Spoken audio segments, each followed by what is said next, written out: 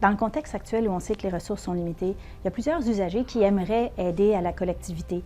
On le sait que pour l'urgence, on essaie de trouver des ressources alternatives, mais quand vous êtes à l'urgence, vous pouvez aussi nous aider à utiliser les civières de l'urgence au maximum en les libérant rapidement lorsque vous avez eu votre congé médical. Ça veut dire plus la civière va être libérée rapidement, plus vite il y a un autre patient qui va pouvoir y être installé pour recevoir des soins.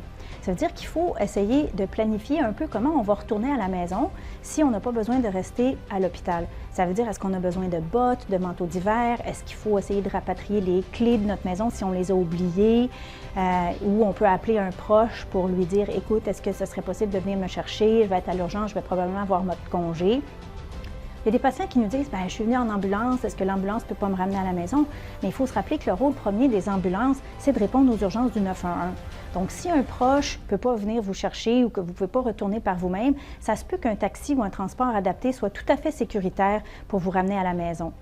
Si votre transport n'est pas disponible rapidement, ça se pourrait aussi que pour libérer la civière plus rapidement, on vous demande d'aller l'attendre, votre transport, dans la salle d'attente ou d'attendre que vos effets personnels arrivent.